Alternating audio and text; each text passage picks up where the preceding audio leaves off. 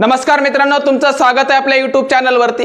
तुम्ही सध्या पाहत असाल की राज्य सरकार मनोज जरांगे पाटलांच्या मागणीकडे कशा प्रकारे दुर्लक्ष करते आणि सध्याचा वेळकाढूपणा सध्या चालू आहे। काही वेळेस बघितलं असेल, सध्या लोकसभेची निवडणूक होऊन गेली आणि आता येणारी जी विधानसभेची निवडणूक आहे त्या विधानसभेच्या निवडणुकीकडे सगळ्यांचंच लक्ष लागलंय।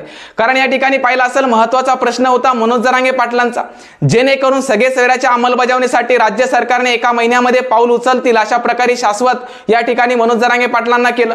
तुम्ही बघितलं असेल, या ठिकाणी मनोज जरांगे पाटलांनी आता डायरेक्टली इशारा दिलाय। तो कशा प्रकारचा, जर तुम्ही आश्वासन जे दिलं आहे त्या आश्वासनाला पलटी मारणार असाल तर येणाऱ्या विधानसभेच्या निवडणुकीमध्ये 100% सरकार पलटी करतो। म्हणजे याचा अर्थ काय की मनोज जरांगे पाटलांना माहिती आहे आतापर्यंत राज्य सरकारने आश्वासनावर आश्वासने दिलेत। म्हणजे या ठिकाणी मनोज जरांगे पाटलांचे आश्वासन पूर्तता करण्यासाठी कुठेतरी तयारी आहे का नाही हा महत्त्वाचा प्रश्न आहे। कारण तुम्ही पाहिलं असेल, मनोज जरांगे पाटलांची मागणी या ठिकाणी कुठल्याही प्रकारची राजकीय नाहीये तर सामाजिक आहे। त्यांची मागणी काय आहे की या ठिकाणी सगळे सोयऱ्याची अंमलबजावणी करा आणि मराठा व्यक्ती हा कुणबी पाहिजे, ज्यांच्या नोंदी आहेत त्यांना ओबीसी प्रवर्गात सामील करून घेण्यात यायला पाहिजे। कुठेतरी या ठिकाणी ज्यांच्याकडे कुणबी नोंदी आहेत त्यांचीच जर अडवणूक होणार असेल तर 100% हे कुठेतरी चुकीचं आहे। पण मनोज जरांगे पाटलांच्या पाठीमागे पाठिंबा पाहून जर या ठिकाणी सकारात्मक पाऊल उचलणार असाल हेही चुकीचं आहे। मेन महत्त्वाचं आहे, राज्य मागासवर्गीय आयोगाने कुठेतरी मराठा समाज हा मागास ठरवला आणि मराठा समाज मागास ठरवून जर ओबीसी प्रवर्गात सामील करून घेण्यासाठी कुठल्या समूहाला जर तुम्ही बळी पडणार असाल तर कुठं चुकीचं आहे। कारण मनोज जरांगे पाटील रास्त मागणी करतायत, कायदेशीररित्या मागणी करतायत, पण या ठिकाणी बघितलं ओबीसी प्रवर्गामध्ये आतापर्यंत जितक्याही समाजांना सामील करून घेतलं त्यावेळेस मनोज जरांगे पाटलांसोबत मराठा समाजातील व्यक्तींना विरोध केला नाही। पण आता सध्या मराठा समाजातील व्यक्तींना विरोध का होते, म्हणजे याचा अर्थ जी पातळी आता बरोबरीला आली आहे, म्हणजे मराठा समाजातील व्यक्ती अजून आर्थिक मागास झाला पाहिजे का, म्हणजे आर्थिक मागासाचा निकष कोणता आहे हा सरळ मनोज जरांगे पाटलांचा प्रश्न आहे। दुसरी गोष्ट बघितली असेल, मनोज जरांगे पाटलांच्या उपोषणाला आतापर्यंत विरोधच होत आलेला आहे, पण या ठिकाणी लक्ष्मण हाके यांनी जे उपोषण केलं त्याला या ठिकाणी प्रशासनाने विरोध केला नाही। म्हणजे या ठिकाणी मनोज जरांगे पाटलांच्याच उपोषणाला परवानगी का नाकारली हा महत्त्वाचा प्रश्न आहे मनोज जरांगे पाटलांचा। राज्य सरकारने कुठेतरी हा एका महिन्याचा कालावधी दिलाय, एका महिन्याच्या कालावधीमध्ये सगळे सोयऱ्याचा निर्णय लावायला पाहिजे, जेणेकरून जी सकारात्मक बाजू मनोज जरांगे पाटलांना सांगितली त्या आश्वासनाची होळी या वाशी या ठिकाणी झाली तशा प्रकारे होता कामा नये। कारण वाशी या ठिकाणी मनोज जरांगे पाटलांना आश्वासन दिलं की सगळे सोयऱ्याच्या अंमलबजावणी बाबतीत काहीतरी निर्णय घेऊ, मग तुम्ही अधिसूचना काढली, मग अधिसूचना काढल्यानंतर सगळे सोयऱ्याच्या बाबतीत अजूनही निर्णय का आला नाही हा सगळ्यात महत्त्वाचा प्रश्न आहे। कारण आतापर्यंत मनोज जरांगे पाटलांच्या पदरामध्ये फक्त आश्वासनच पडलेत, त्या आश्वासनाची पूर्तता राज्य सरकारने का केली नाही हा सगळ्यात महत्त्वाचा प्रश्न आहे। तुम्ही पाहिलं असेल, सध्या या ठिकाणी हा वाद नेमका पेटतो कशामुळे, ओबीसी मराठा वाद पेटून देणारे व्यक्ती आहेत तरी कोणी।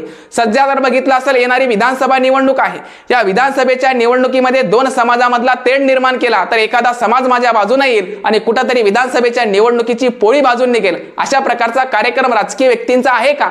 प्रत्येक समाजातील व्यक्तींना ओळखायला पाहिजे की हा जो वाद आहे हा इलेक्शनच्या अगोदरच का होतो। इतके दिवस झालं बघितलं असेल, मनोज जरांगे पाटलांच्या विरोधात लक्ष्मण हाके साहेबांनी उपोषण का केलं नाही हा महत्त्वाचा प्रश्न सगळ्यांनी विचारायला पाहिजे। कारण आत्ताच विधानसभेची निवडणूक आहे म्हणून कदाचित दोन समाजातील तेढ निर्माण करून लोकसभेमध्ये नाही झालं ते विधानसभेच्या निवडणुकीत पोळी भाजण्याचा कार्यक्रम चालू आहे का। मनोज जरांगे पाटलांना जे आतापर्यंत विरोध करत होते ते विरोध तुम्ही केला पाहिजे होता, पण आता डायरेक्टली उपोषण करून दोन समाजामध्ये तेढ निर्माण करण्याचा कार्यक्रम जो चालू आहे तो 100% राजकीय बाजूने आहे। इथं कुठल्याही प्रकारचा सामाजिक बाजूने नाहीये, राजकीय हेतूने हा समाजातील तेढ निर्माण करण्याचा कार्यक्रम राजकीय व्यक्तींच्या हातातून होतोय। लोकांनी समजायला पाहिजे की सध्या जर बघितलं विधानसभा निवडणूक आहे, विधानसभेच्या निवडणुकीच्या अगोदर अशा प्रकारचा वाद जर पेटवला नाही, मनोज जरांगे पाटलांची मागणी पूर्तता करता येणार नाही। आणि दुसरी गोष्ट बघितली असेल, लक्ष्मण हाके साहेबांनी जे काही महत्त्वाचं उपोषण केले त्यांची मागणी पूर्ण करता येणार नाही। म्हणजे या ठिकाणी वेळ काढूपणा चालू आहे। म्हणजे मनोज जरांगे पाटलांची मागणी या ठिकाणी महत्त्वाची आहे, कायदेशीर आहे, रास्त आहे, राज्य सरकारला माहिती होतं, पण राज्य सरकारने कशा प्रकारचा खेळ रचला हे प्रत्येक व्यक्तींना कळायला पाहिजे। कारण जर बघितलं असेल, एका 2 महिन्यामध्ये ही विधानसभेची निवडणूक लागेल, पण विधानसभेच्या निवडणुकीच्या अगोदर अशा प्रकारे सगळे सोयऱ्याचा निर्णय नाही लागला तर डायरेक्टली या ठिकाणी राष्ट्रपती राजवट लागण्याचा कार्यक्रम सुद्धा होऊ शकतो, जेणेकरून मनोज जरांगे पाटलांच्या मागणीचाही निर्णय द्यायचा नाही आणि कुठल्याच प्रकारचा निर्णय द्यायचा नाही। डायरेक्ट सोपून द्यायचं की अशा प्रकारे विधानसभेचा कार्यकाळ संपला आणि राष्ट्रपती राजवट लागले हे कारण देऊन मोकळं व्हायचं आणि विधानसभेच्या निवडणुकीच्या रिंगणात उतरायचं. म्हणजे अशा प्रकारचा कार्यक्रम राजकीय व्यक्तींचा आहे. प्रत्येक समाजातील व्यक्तींना ओळखायला पाहिजे. मनोज जरांगे पाटलांनी हे ओळखलं आहे म्हणून त्यांनी कडक शब्दात एक इशारा दिलाय की राज्य सरकारने आश्वासनावर जर पलटी मारली तर 100% विधानसभेच्या निवडणुकीमध्ये तुमची पलटी होणार. अशा प्रकारचा इशारा मनोज जरांगे पाटलांनी दिलाय आणि तो इशारा कुठेतरी पूर्णत्वास होणार का याची कुठेतरी धाकधूक प्रत्येक व्यक्तीला वाटली. कारण लोकसभेच्या निवडणुकीमध्ये कशा प्रकारचा कार्यक्रम मनोज जरांगे पाटलांनी वाजविला तशाच प्रकारचा कार्यक्रम जर विधानसभेमध्ये वाजवला तर 100% राजकारणातून कुठेतरी माघार घ्यावा लागेल. कारण त्यांना माहिती आहे आतापर्यंत कुठल्याही समाजातील व्यक्तींची जी चीड निर्माण झालेली होती ती चीड आतापर्यंत कधीही पाहिली नाही, पण लोकसभेच्या निवडणुकीत कदाचित पाहिली असेल कशा प्रकारे माघार घ्यावी लागली. म्हणजे या ठिकाणी पराभूत होण्याचं एकमेव कारण होतं की समाजाला दिलेलं आश्वासन पूर्ण का केलं नाही. म्हणजे या ठिकाणी मनोज जरांगे पाटलांचं म्हणणं आहे तुम्ही जर आश्वासनाची होळी करणार असताल आणि तुमचं राजकारण भाजून घेणार असताल तर लोकांच्या मनात 100% माहिती आहे की हे कुठल्याही प्रकारची मागणी पूर्ण करणार नाहीत तर 100% राजकारणात उतरून सत्ताधीश बनावंच लागेल. म्हणून मनोज जरांगे पाटलांनी विधानसभेचा इशारा राज्य सरकारला दिलाय. मग राज्य सरकारने कुठंतरी याच्यात वेळकाढूपणा करू नये आणि याच्यामध्ये कुठंतरी महत्त्वाचा तोडगा काढला पाहिजे जेणेकरून मनोज जरांगे पाटलांची मागणी सगळेसवेऱ्याची आहे. सगळेसवेरे म्हणजे याचा अर्थ काय तर तुम्ही पाहिलं असेल ज्या व्यक्तीकडे कुणबी नोंदी नाहीयेत पण त्याच्या रक्तातील नात्याकडे जर कुणबी नोंदी सापडल्या असतील त्याला कुणबी प्रमाणपत्र मिळाले असेल तर त्याच्या रक्तातील नात्यातील व्यक्तीला सुद्धा कुणबी प्रमाणपत्र देण्यात यावं हीच मनोज जरांगे पाटलांची मागणी. कुठल्याही प्रकारच्या करोडपती औलादींसाठी मनोज जरांगे पाटील आरक्षण मागत नाहीयेत. मनोज जरांगे पाटील इथं बघितलं असेल गोरगरीब लेकरांच्या हितासाठी महत्त्वाचं आरक्षण मागतायत. कुठल्याही करोडपतीच्या औलादीसाठी या ठिकाणी बघितलं असेल आरक्षणाची मागणी करत नाहीयेत. मेन महत्त्वाची गोष्ट चीड येण्याचं कारण पाहिलं असेल तर अशा प्रकारचा भेद का होतोय की मनोज जरांगे पाटलांच्या उपोषणाला प्रशासन परवानगी देत नाही आणि या ठिकाणी त्यांच्या विरोधात उपोषण जे चालू आहे त्यांना परवानगी 100% मिळू शकते. मग दुसरं बघितलं असेल मनोज जरांगे पाटलांना विधानसभेच्या रिंगणात उतरण्याची गरज का पडते कारण या ठिकाणी जर कुठलीही गोष्ट उपोषणाच्या मार्गाने मागणी पूर्ण होत नसेल तर 100% लोकशाही देशामध्ये त्या व्यक्तीला सत्ताधीश बनण्याचा अधिकार दिलेला आहे. म्हणजे या ठिकाणी प्रत्येक व्यक्ती सध्या कित्येक दिवस लढणार आहे. जर ही मागणी वर्ष 2 वर्ष 4 वर्ष अशाच प्रकारची राहिली आणि पूर्णत्वास येत नसेल मराठा समाजातील व्यक्तींच्या पदरात जर निराशाच पडत असेल तर इथून पुढे त्या ठिकाणी सत्ताधीश बनल्याशिवाय पर्याय नाही. मग आता सत्ताधीश म्हणताल तर सत्ताधीश या ठिकाणी गोरगरीब जनतेतील असलेला व्यक्तीच असला पाहिजे. म्हणजे या ठिकाणी ज्यांच्याकडे भरमसाठ पैसा आहे तो व्यक्ती जर सत्ताधीश बनला तर 100% ही मागणी सुद्धा 2 वर्ष नाही 10 वर्ष पुढेच जाईल. म्हणून या ठिकाणी मनोज जरांगे पाटलांनी महत्त्वाचा इशारा दिलाय तो म्हणजे कोणता की या ठिकाणी प्रत्येक समाजातील व्यक्ती हा प्रतिनिधी असणार. प्रत्येक समाजातील व्यक्ती हा उमेदवार असणार जेणेकरून प्रत्येक समाजातील प्रश्न सोडवण्यासाठी त्या ठिकाणी प्रतिनिधी उपलब्ध झाला आणि तो गोरगरीब कुटुंबातील असेल तर 100% सर्व समाजातील व्यक्तींच्या मागण्या पूर्ण करतील. म्हणजे या ठिकाणी आरक्षणाचा मुद्दा नाहीये. अनेक महत्त्वाचे प्रश्न आहेत जेणेकरून ते सोडवल्या जातील. कारण राज्य सरकार बघितलं असेल या ठिकाणी समाजातील व्यक्तींच्या मागणीकडे दुर्लक्ष करून वेळ काढूपणा करतोय का अशा प्रकारे मनोज जरांगे पाटलांनी इशारा दिलाय. म्हणजेच मनोज जरांगे पाटलांचं एकच म्हणणं आहे की जी महत्त्वाची मागणी आहे जशा प्रकारे वाशी या ठिकाणी तुम्ही आश्वासन दिलं त्या आश्वासनाची होळी करून राजकीय पोळी भाजण्याचा कार्यक्रम जर तुम्ही करणार असताल तर विधानसभेच्या निवडणुकीमध्ये 100% फटका बसणार म्हणजे बसणार. मग त्या ठिकाणी 288 उमेदवार द्यायचे का 288 उमेदवार पाडायचे याचा निर्णय मनोज जरांगे पाटील येत्या काळामध्ये घेणार आहेत. मग तो निर्णय घेण्याच्या अगोदर राज्य सरकारने सकारात्मक पाऊल उचलला तर कुठेतरी समाजातील व्यक्तींच्या मनात या ठिकाणी आशा निर्माण होईल की राज्य सरकार मनोज जरांगे पाटलांच्या मागणीकडे लक्ष देत आहे. कारण या ठिकाणी एका व्यक्तीला आश्वासन द्यायचं आणि त्या आश्वासनाला जर कोणी विरोध करत असेल त्या आश्वासनाचं हिरमोड करून मनोज जरांगे पाटलांना परत उपोषणाला बसण्याची वेळ का लावायची. त्याच वेळेस विचार करायचा की मनोज जरांगे पाटलांना आश्वासन देतोय ते आश्वासन आपल्याच्यानं पूर्ण होतंय का. एखादा आश्वासन पूर्ण होत असेल तर त्या आश्वासनाची पूर्तता केलीच पाहिजे.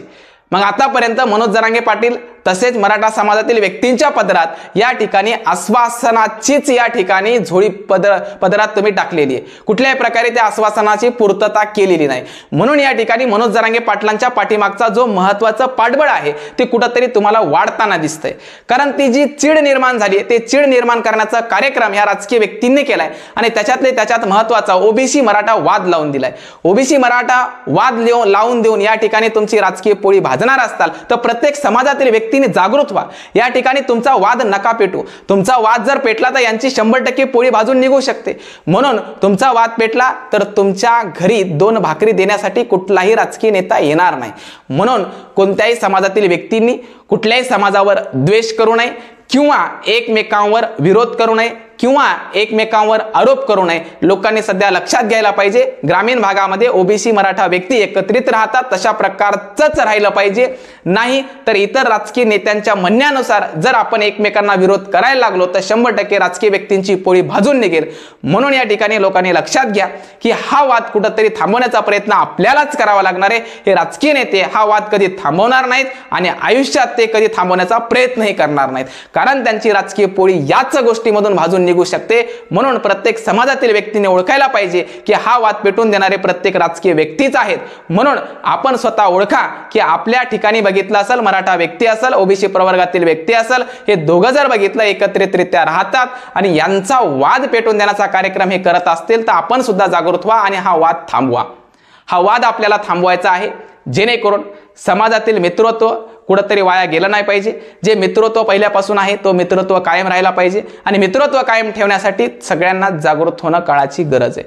प्रत्येक व्यक्तीला जर बघितलं असेल, ज्यावेळेस त्याला आरक्षणाची गरज असेल त्यावेळेस ते मागणी करतो। या ठिकाणी मनोज जरांगे पाटलांनी गोरगरीब लेकरांसाठी मागणी पूर्ण करण्यासाठी उपोषण करतायत। कुठंतरी खरंच आरक्षणाची गरज आहे म्हणून मनोज जरांगे पाटील एवढ्या पोटतिडकीने उपोषण करत आहेत। जर त्या व्यक्तींनी जर आरक्षणाची गरज असेल तर या ठिकाणी विरोध करायलाच नाही पाहिजे। म्हणजे या ठिकाणी ज्या व्यक्तींना आरक्षणाची गरज आहे 100% ते आरक्षणाचा लाभ घेतील। पण या ठिकाणी बघितलं असेल कित्येक जण आहेत की त्यांच्याकडे खूप पैसा आहेत, आरक्षणाचा सुद्धा लाभ घेत नाहीयेत। फक्त या ठिकाणी गोरगरीब लेकरांचा विचार करूनच मनोज जरांगे पाटील लढतायत।